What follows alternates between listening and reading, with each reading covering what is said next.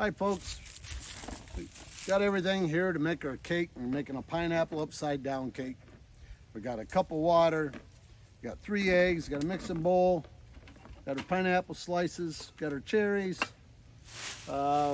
stick of butter, 1/3 cup of oil. We got all these cake mix here, and we got a 10-inch Dutch oven, and we got a pizza stone. So we're gonna get this all mixed up, and once we get it mixed up in the bowl, we'll go from there. Now we get our fire going here. We need about 375, 350.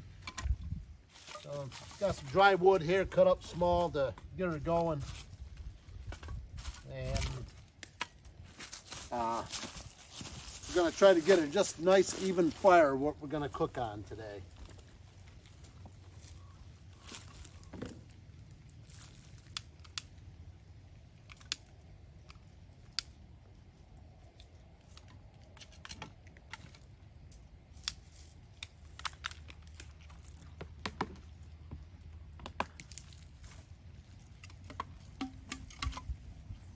All right, I'll put this on the fire. We got a screaming fire right now, which is fine.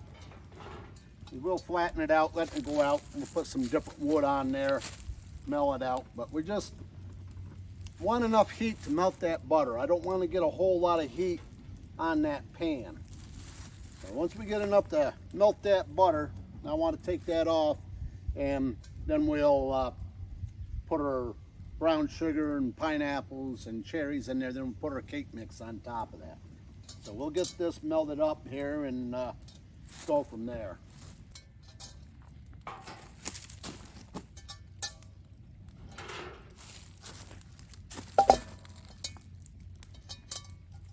Like I said, we don't want a whole lot of heat in our pot, because that's going to start baking the bottom.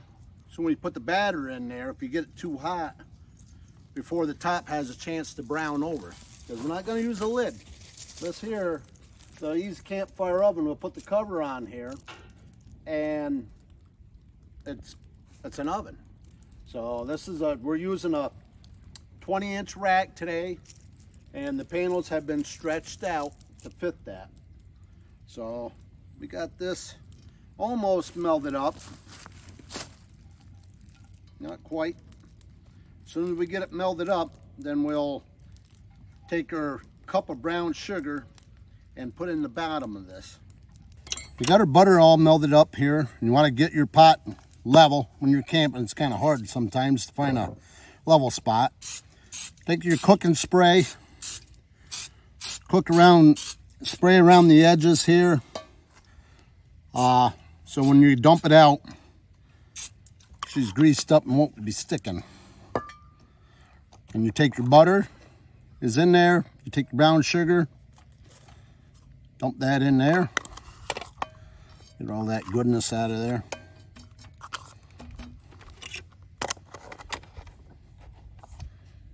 You take your brown sugar, place it evenly there on the bottom, because this is gonna make the goodness here. Get that kind of mixed in, I guess. Probably oughta. Okay. Get it evenly here. Then you take your pineapples. Yeah, that's what they made fingers for. Lay them down there.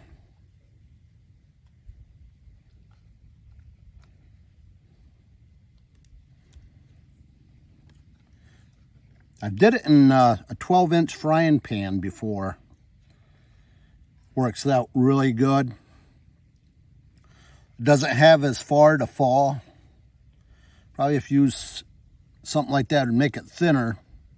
Especially these cake mixes are smaller nowadays, so you might want to maybe use 2 boxes of cake mix, maybe make up for it. So yeah, just a little more pineapple juice, pour in there. Now we'll take some cherries, put it in there. Put one there.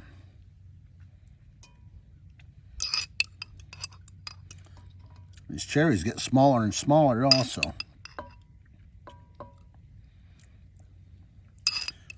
Remember when they used to be as big as your thumb? There's a bigger one.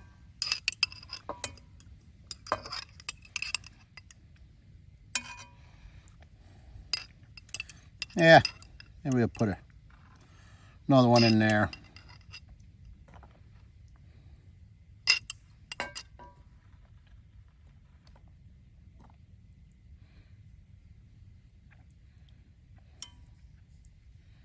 Okay, got that done. We'll take the cake mix. So we got it sprayed around here. Wipe them sides off. Take the cake mix, put that in.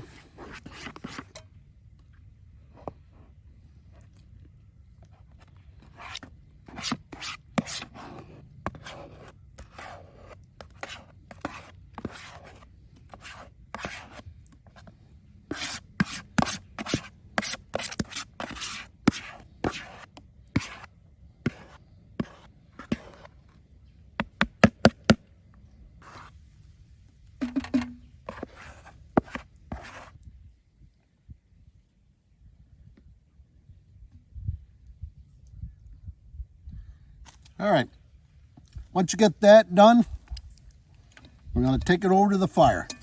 And now we got a pretty good fire ripping and going here. Whoop, got my...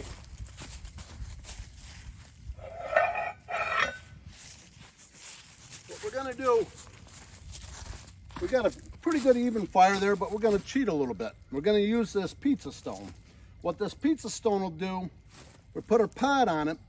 The pizza stone has to heat up before it starts heating this cast iron up, and then our top has a time to brown up, get it all look all nice before it starts cooking. But we probably wouldn't with the cast, probably wouldn't need this, but we're gonna use it. Try to put it in the middle there. When you put your lid on, it'll tilt a little bit this way. So we'll set it back. We'll put this in here.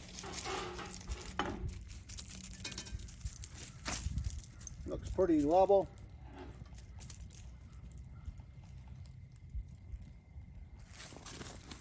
Yeah, maybe not. Yeah, we put the lid at the bottom, the cover on. So this is what it's looking. We got her in there like that. And we got all the 375 that we need. So we got to close it up. So what do we have right there? We got 250. So we'll move it down a little bit. And that's probably way too much. There's 300. There's 350. 375. I think we're gonna have to raise it just a little bit. Get what we want. Right there's 350. And what we could do, we could cheat another method. What we'll do, we got some other bigger wood. Probably won't need this. We got a nice even fire here. A lot of coal there. We still have fire. We're not cooking on a lot of coal. We got fire. We put this in the middle. And what that'll do is that's going to make another dead spot. You can put your hand right in the middle, right on that log. The heat's going to have to come up around. So it's another little cheating method that you can use. Right there is perfect 350. By the time that log gets caught on fire, it's still gonna, that top ain't gonna be on fire. So we'll look, see what time it is. See how long it takes. If I can get it, it's 5:24, and we'll see how long. But so that's a couple little things that you can do to make an indirect heat. So like I said, you just watch it, same as an oven. Might have to lower it down a little bit because putting that log on there died your fire down a little bit. It has to come up around. So, all right, and we'll see how long she takes. All right, been cooking here for, I don't know, probably 5 minutes. It's right dialed in there. Yeah, probably 395. And you look, there's fire on the side, but there's nothing in the middle there because that log's laying in there. And a little bit on this side.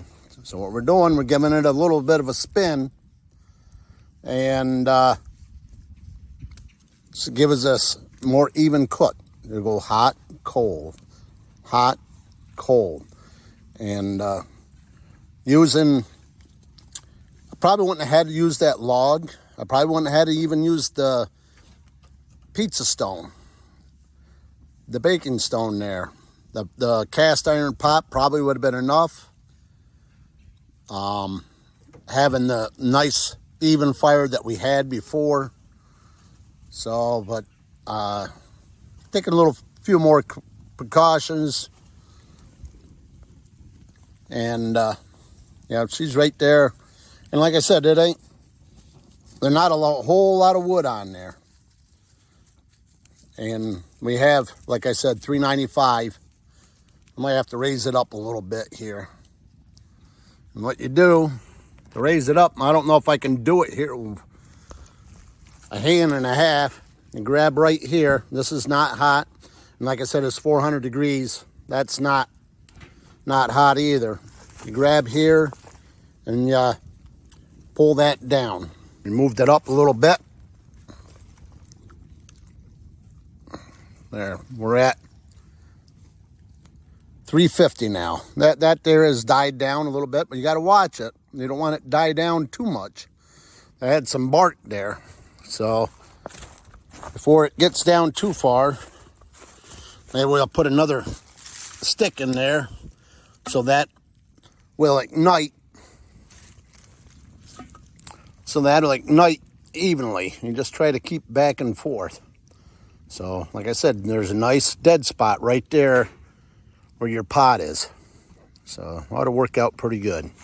All right, it's been 20 minutes now since we started. Had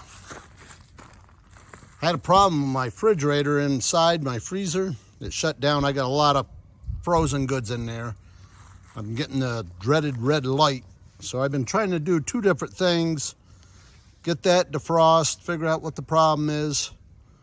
And messing with this, I had this up to 500 degrees, come out. It's pretty hard to cook and do something else because it might be all good, running good, and then as soon as you walk away, it'll flare up or something. We got like about 400 right there now. Like I said, we'll give it a spin, see what it looks like. It's been about 20 minutes. It's browning up on top. A lot of caramel around the sides. I don't know. We'll see. See how that turns out. A little concerned about that. But we'll see. That's more, maybe I had a little too much butter in there. But beautiful, beautiful night here. The mountain is just so clear tonight and beautiful.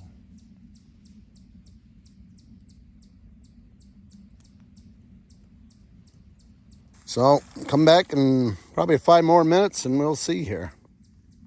All right, brown it up nicely. Pull it out, it's pulling clean. Hope we didn't go too long with it.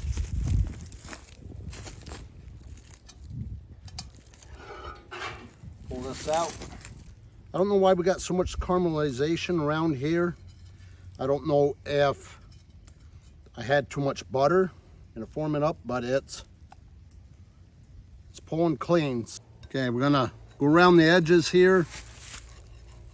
Make sure it's loose from the edges. Looks pretty good.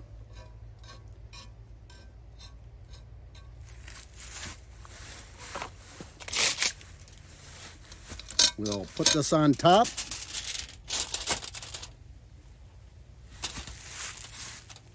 And Bring it out to the edge here. Slide it out. Put your hand up here.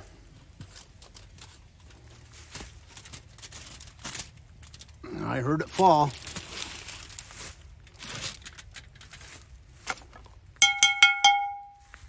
Good.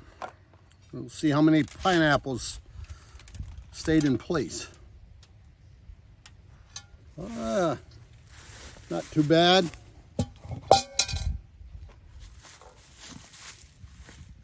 When she fell, she cracked a little bit. It did. It could have been a little bit easier on it, but all in all, she looks pretty good. Got nice caramelization. It's all moist. Like I said, didn't have it level here. Evidently, when I flipped it, I didn't flip it fast enough, and then it cracked open. But other than that, looks pretty good. Well, Jakey here, he's anxious for a piece of cake. I'll cut him off. Boy's 6 years old today. And give him a little square here. He already got his toys. I don't know, I think it's Jakey approved. Well, try her here. Real good flavor. Hot, but good. I hope this video helped you out. Go on a website, SCOFFoutdoorcooking.com, and like us, share us, and check out our page. And we got other videos coming up, so just make sure you make yourself some time now. Jake decided he wanted hot dogs for his birthday supper. And there ain't nothing better than a hot dog over the fire.